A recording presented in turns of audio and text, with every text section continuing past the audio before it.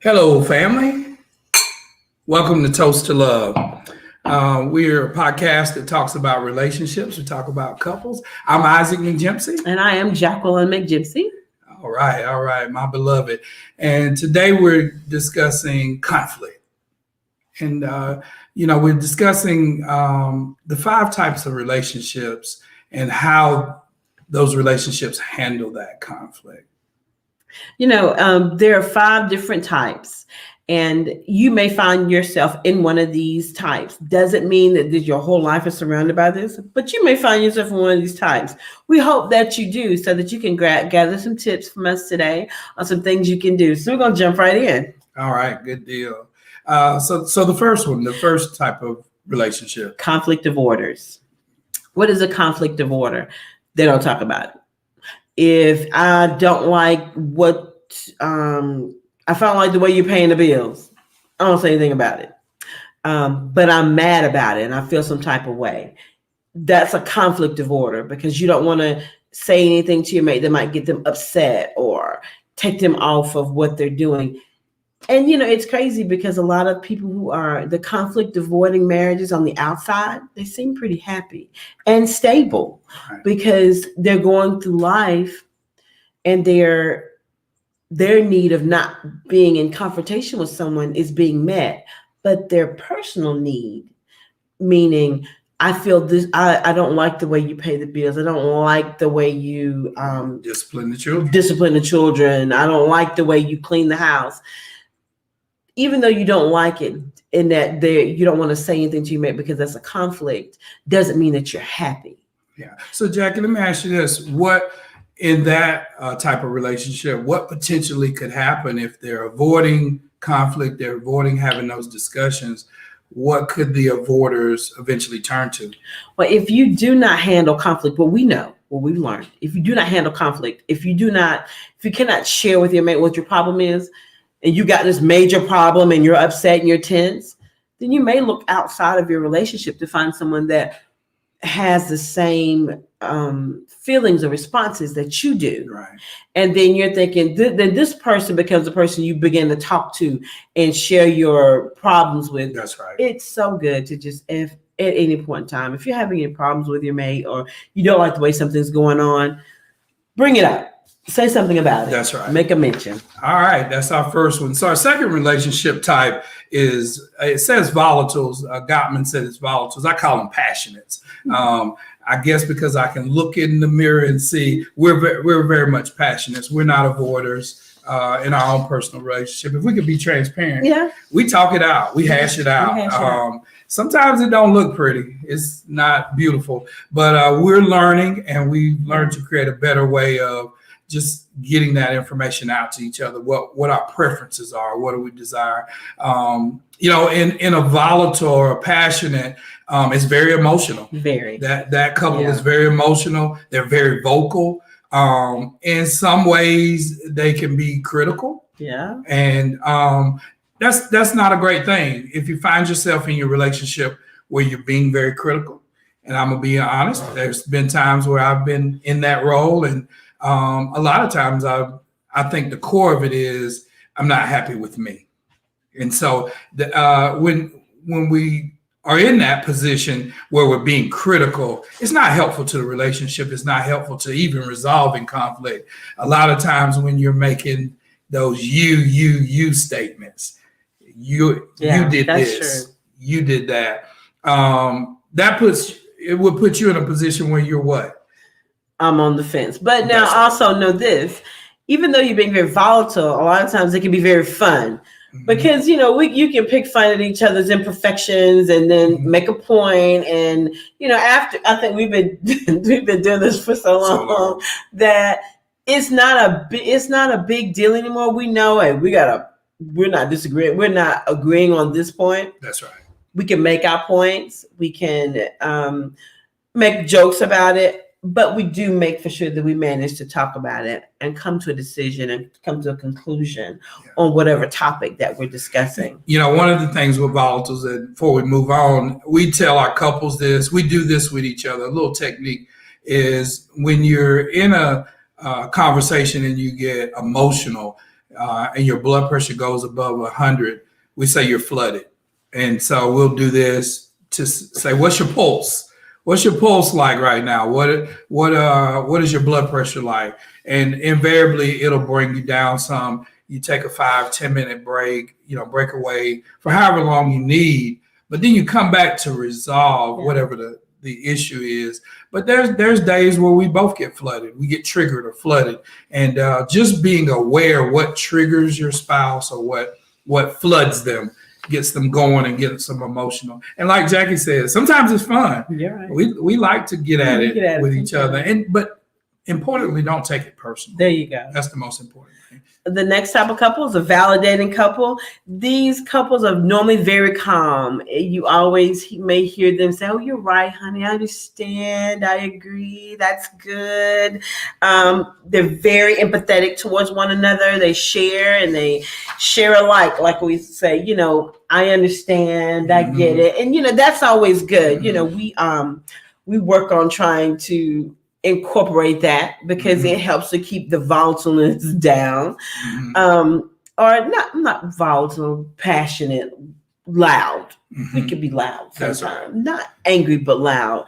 But being apologetic, understanding. This couple, they're great in supporting one another and they understand one another. But, you just always have to just be mindful that this couple might need some work on the compromising. Right. I saw in one of the things in the readings that this couple can be stubborn. Yeah. They can be very stubborn. And when you have two people that have their own perspective and their own individuality, that's a good thing. That's right. A good thing. But sometimes we can be set in our ways and say, well, we've always done it this way. We've always took the vacation to the beach. And so and where the spouse may be interjecting, hey, let's do something different. Let's do the mountains. Let's do something else. No, don't go to the mountains.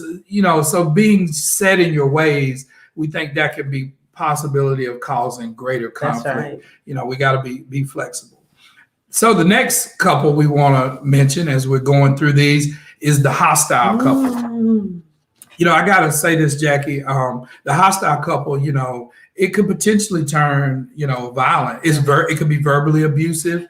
It could be, statements, not only blaming, but, assaulting that person's character. It could be taking it a step too far. We've seen many couples that we've been counseling can be in that hostile. Yeah. Most of the time, those couples are set in their ways. That's right. They're pretty much set, and they don't want to change. They don't want to see the other person's perspective. And when you see those in couples, what's some of the things you think about? I'm thinking this person, you're hostile. How was your childhood? What did you go through? Were your parents together? Do you have a bad relationship with your mother or your father? Have you ever had a bad relationship with your mother or your father?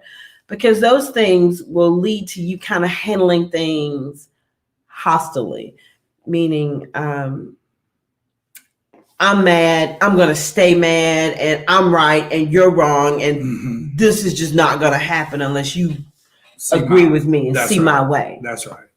I think when couples that are hostile, they refuse to see their partner's point of view. Right. And, I think it's very important when you're in conflict or you have a area where you don't agree on. Right. It's so important to evaluate what your partner's perspective is. I think even in our own relationship, it's improved because we take time to step back and say, okay, what does Jackie think about this? I know, and there are times where she's thinking, what does Isaac think about this? True. That tends to bring you closer together versus only seeing it your way, only seeing your own point of view. I think it can be harmful to the relationship when you only see your perspective. Something that if you feel like you're a hostile couple, something you can look at they're always negative. It's always negative. It's important that we always try to understand and not be negative because there's so much stuff going on and there's so many different ways to handle one problem. So, But I just want to mention one other thing about this type of relationship or couples interacting this way is they can't admit when they're wrong. Mm-hmm. I think having the ability to say, you know what, I missed it. That's right. That's so important. Usually you're going to be blaming somebody else if you don't want to look in the mirror and say, hey, this is where I fell short. And so I think that's important, whether you're dealing with your finances, whether you're talking about your children, whatever the arena is, where you see things differently, is to just look at yourself and say, hey, this is a place where I made a mistake. This is a place where I didn't get it right. I think that's so important to the relationship. Also, and I know we're on this hostile thing, but when you're dealing with the hostile, if you know you're a hostile couple and this is your type, you may need to seek professional help. Give us a call, inbox us, because if you're hostile towards one another, you got to learn how to communicate. And if you don't get that right, then you could be looking at the end of your relationship. You know, I know we want to move on to the next one category, but I think it's important when a relationship is hostile to remember that it creates a toxic environment.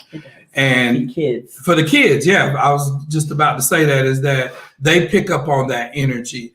Your friends pick up on that energy. Your family picks up on that energy. And so, you know, that environment, you know, it's not positive, it's so negative, and invariably you won't want to be in that environment. That's right. You'll seek out other environments. So it's crucial if you feel like your relationship maybe have some hostility towards it. And then I think also from hostility, it can go on to resentment. Mm-hmm. And we're seeing a lot of couples during the pandemic that are going through resentment. They resent their spouse for something they did years ago. That's right. They resent their spouse for just not even taking the time to listen to them. So if you feel like you're in that category, as Jackie mentioned, you know, seek out those different venues for help. Hey, and one of the last couple types we're going to talk about today is hostile detached. So that's when I've had all I can say, I've done all I can done, I'm not dealing with him anymore. We're still married, but we become roommates. This is when you become roommates. It doesn't matter what he says, and matter where he goes, doesn't matter what he does. They do not communicate well. They criticize. They're very contemptuous towards one another. And this is, Isaac, when that part comes in, when we go, you know, this could become volatile. Yes. And that's when it gets a little bit dangerous. You know, there are 4 different types of ways that you can handle this. Yeah. Most of the time we look at. That's right. We call them the 4 horsemen of the apocalypse. Of the apocalypse. 4 horsemen of the end. Yeah, of the end. If you know, the first thing is criticism. You know, and we mentioned before, if you find yourself being very critical of your partner, critical of a situation, just blaming, that's not good. One of the things that we talk about when you're in that mode or thinking that way, instead of saying you statements, say I statements. I feel. This is how I feel. And it may be that your feelings are always valid, but it may be you're being triggered as something from the past or something that's not relevant to what you're disagreeing about. And so I think it's important to focus on how you're feeling and what's making you feel that way. It may have nothing to do with your spouse, may not have anything to do with the situation, but having the perspective to know what's upsetting you, what's triggering you. I think that's so important. Just to piggyback off of this criticism, one more, you know, sometimes when he says this might not be your mate's fault, you could have been a child and whenever your mother got mad at you, she would yell and scream at you, and then your husband gets mad and he yells and screams. But as a child, what we do is we'll retreat back. We go back to our room, we go sit down, we don't say anything, we don't do anything. That's right. Same thing. So when you become an adult and that's the way you've been taught to handle problems and criticism, then that's what you'll do, opposed to being an adult and say, let's talk about this, let's have this conversation. So another way that we do it, another type of another one of the 4 horsemen is contempt. It's contempt. Yeah. And that contempt that can be really, that's when you're just being mean. Mm-hmm. Calling each other names, like we're adults. That's right. We do have to call names. You know, we have a saying, you're at the stage there, you love the person, but you don't like the person. There you go. That's one of the benchmarks we think, and we always ask couples. We know you love each other, but do you like each other? Do you like being around each other? Do you like having conversation? When you get to a place of contempt, the love is diminishing and the like is gone. And something you can do to help to counteract that is build a culture of appreciation. That's right. Always saying thank you to your mate. And that's something that, we can get away from because we just kind of mull over it because, I'm appreciative you bringing me a drink, but to say thank you, to remind your partner to say, hey, I really appreciate that you go out every day and that you work and that all of our bills, we work together to make sure that all of our bills are paid and that, we're supporting our children and our family in different ventures that they're going into. Building that culture of appreciation, I'm always preferring him. When I go to the grocery store, I don't do it every time I go, but I might pick up his favorite ice cream or pick up him a chocolate bar or something. We make shakes. He may make me a shake in the morning, or I may make him a shake in the morning. But we're always thinking and preferring the other person. It's important. Most definitely. So the next one is defensiveness. And in that category, you can't even talk to your mate or talk to your spouse or talk to the person you're in a relationship with. Guess what, y'all? Crises are going to come. Trials, tribulations, seasons, those things are going to pop up. And then how do you handle those things? When you're in a defensive mode, you're making excuses, you're avoiding, you're not trying to really attack the issue. And so being defensive, it can make your partner feel like they're alone. It can make them feel like they're isolated. Yeah. It makes them feel like they couldn't even approach you to ask you, about the situation or whatever the issue is. And so being defensive is not good. And so, for defensiveness, what we teach is take responsibility. Hey, if you miss paying a bill, or if you forgot to pick up the kids, if you, forgot, an event that was going on the schedule, just take responsibility. Don't make excuses. I think it's important to do that. Nobody's perfect. Nobody is perfect. Go ahead. And we shouldn't expect them to be perfect. That's right. Because blaming and criticism and being contemptuous towards somebody, it's just it's a bad seed to bring into your marriage or into any relationship that you're in. That's right. So what's our last category? Stonewalling. Oh yeah. Talk to us, Jack. Stonewalling is probably one of the easiest things that we do because it's shutting down. It is withdrawing instead of handling the problem. It's not dealing with the conflict at all means, meaning, hey, Auntie, we need to talk about what we're going to do for the kids' graduation. Right. Well, Auntie doesn't know exactly what we're going to do for the kids' graduation. He may have an idea, but he don't want to talk about it with me because we've already talked about it. And I told him I didn't like that idea. So stonewalling is just forget about it. It's coming. We'll mull through it. It'll handle itself. And that's not the way it's going to happen. That's right. That's right. We're going to have these conversations. It's important that you begin to try and start to have these conversations. And if you have a problem having these conversations, that's what we're for. Guys, we're going to switch gears. We've given you multiple categories. We've given you benchmarks that may be happening in your relationship, whether it's criticism, stonewalling, whether it's being volatile, being hostile, all of those. Now we want to flip gears, and two things we definitely want to do going down the stretch is talk about what are some things we can do that are positive in our relationship. What are some methods or some tips that we feel from Gottman, but also we think it's important to give the spiritual aspect. We don't ever want people to think that the spiritual part is not important, no matter what relationship you're in.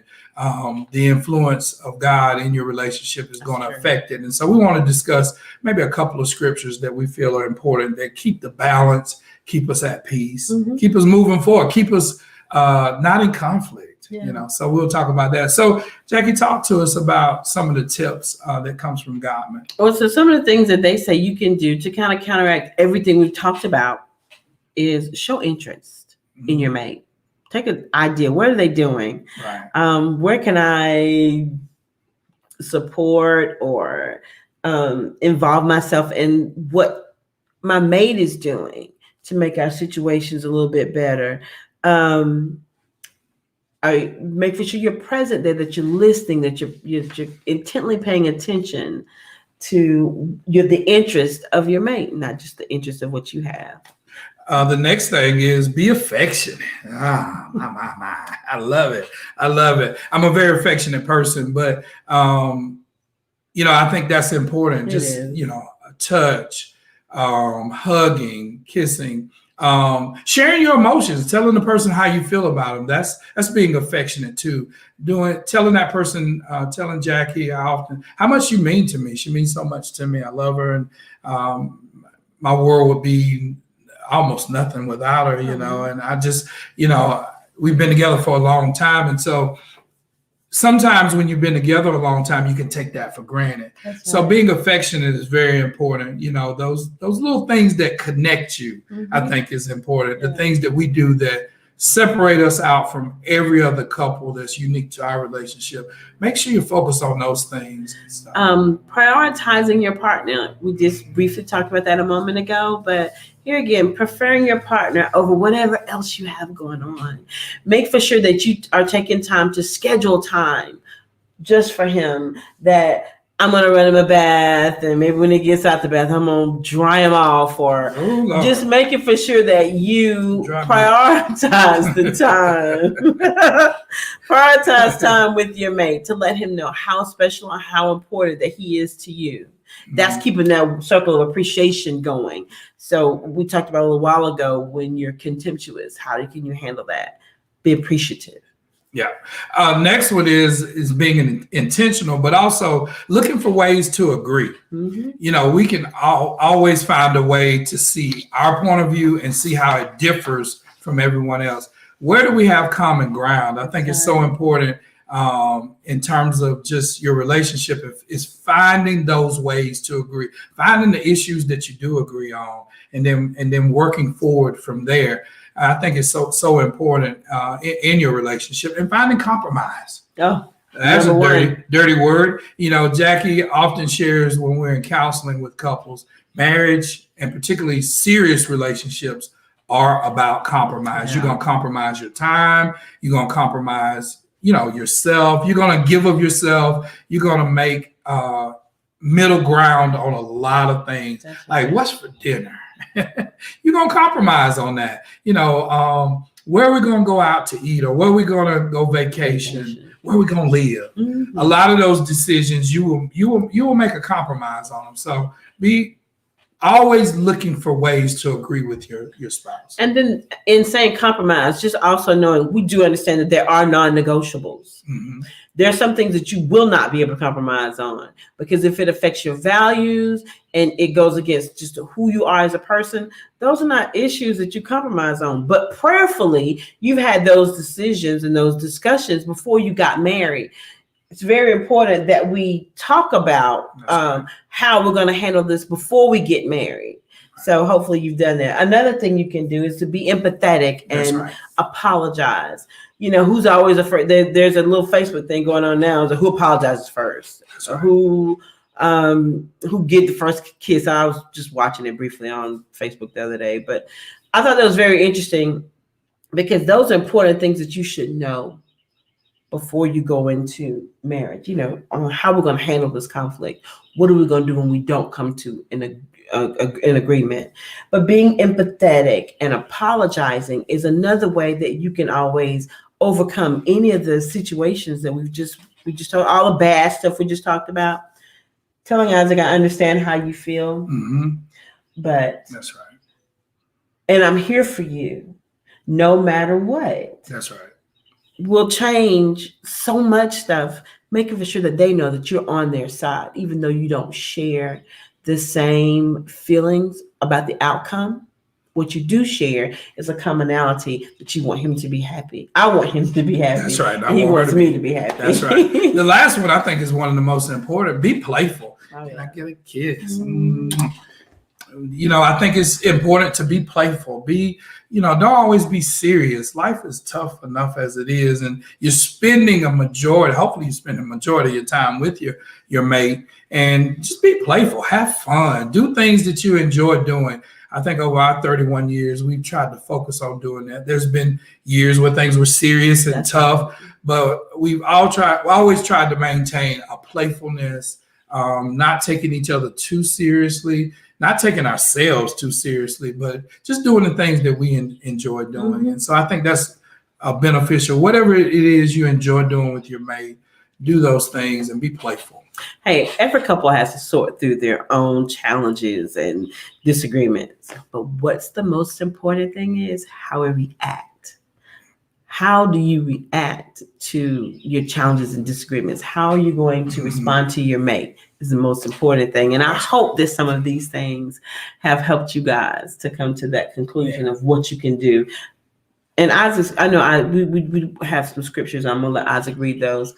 But what we found in our relationship is that prayer. That's right. For us, if we're having a disagreement with our children, in our home, we take it to the Lord in prayer first. That's the first thing that we do. So everybody has to find their solution to their problem, because we know that if we go to God first, that he is gonna, we believe in our hearts, he has been so gracious to us to give us the answer and allow us to work through to come to a common end to the problem. What's kept us together for so long and I think flourishing is prayer, not just individually, because you got to pray, but we pray together. We believe in praying together. And one phrase that's always helped us in prayer is, thy will be done. Oh, yeah. Not my will, not Jackie's will, but his will be done. I think that should be somewhere in the prayer. As God, have your way, your will be done. God, lead us, direct us, guide us, guide our hearts, guide our minds. I think it's so important. And it's so simple. You don't have to pray for hours and hours. Just coming together and honoring God through prayer and asking him, what, God, lead us, guide us. Yeah, what would you have me to do is very important. One of the things I think it does is it redirects your heart. It focuses your heart on, I don't have to have all the answers. I don't have to have all the solutions. And be open to the fact that the solution or the answer it's going to come from God, and it may come from God to Jackie, to Isaac. It may come from God to Isaac, to Jackie. It may come from one of our children. It may come from a mentor. It may come. So being open to the fact that God can bring the answer any way he wants, and we'll have a confirmation from it, but not feeling like you always have to have the answer. I think it's so important. The other thing, family, is, we stand on the word. And I want to give you just two scriptures I think are very important. That's helped us, along with don't let the sun go down on your wrath. Definitely. Not sleeping in separate beds, those types of things. We just don't find those things to be very productive. But one of the scriptures I want to give you is 1 Peter 3:7. It says, in a similar way, you husbands must live with your wives in an understanding manner, as with a most delicate partner. Honor them as heirs with you of the gracious gift of life, so that nothing may interfere with your prayers. And so in the King James, it talks about dealing with your wife delicately, or as a weaker vessel physically, but dealing with her with honor, as a joint heir, and so that your prayers won't be hindered. Man, that thing hit me like a ton of bricks, is that the way that I deal with her, the way that I communicate with her, can hinder my prayers. And guess what, y'all? I don't want nothing hinder my prayers. So I think it's important to have agreement and to have unity in your relationship. You want to make sure you have a direct line with God, and make sure there's nothing hindering your prayers, nothing hindering your communication, not only with God, but with your mate. And so how we treat them is so important in that process. In saying that, this is what we try to handle each other. Hey, I'm talking to God's son. That's right. This is God's son. How do you need to treat him? And this is God's daughter. This is his daughter, the one he created. And we always want to be careful how we treat another man's daughter, and particularly God's daughter, God of the universe. I'm the apple of his eye. That's right. And I want to make sure that I handle her in the same care as the father would. So we want to be gracious to one another. We want to treat each other. That's right. The other scripture, and I'll just read this in closing. We just think this is important, is 1 Colossians 3:12, verses 12 through 14. Chapter 3, verses 12 through 14. It says, therefore, as chosen ones, holy in love, clothe yourselves with compassion, kindness, humility, meekness, and patience. Be tolerant of one another and forgive one another if anyone has a complaint against another, just as the Lord has forgiven you, you should forgive. And then it says, above all, clothe yourselves with love, which ties everything together in unity. Y'all, we got to be clothed in love. We got to walk in humility and meekness. And if we do that in our relationship, and we ask God to help us to do that in our relationship, I think it's going to help us to handle conflict. That's right. You will always have conflict. We don't want you to think, and in the midst of having conflict, you can have peace. Mm-hmm. You can have peace, but don't think you're not going to have trials. You won't have different perspectives, but your ability to handle those things will be greatly improved, and you'll have the wind and the power of God behind you as you're handling that. So just be mindful of those scriptures and those spiritual things that we believe are important in our relationship. That's right. So guys, we've come to the end of our podcast. Episode 4 is in the books, and we always end it with a toast. And we're going to toast to you this week. We just celebrate all the couples. We celebrate all the marriages. We got a lot of couples. I'm not going to start naming them, but a lot of couples are celebrating anniversaries and celebrating being together for a long period of time. We toast to your love. Amen. And we encourage you to celebrate your love this weekend and beyond. Amen. Happy Valentine's Day. Happy Valentine's Day. All right.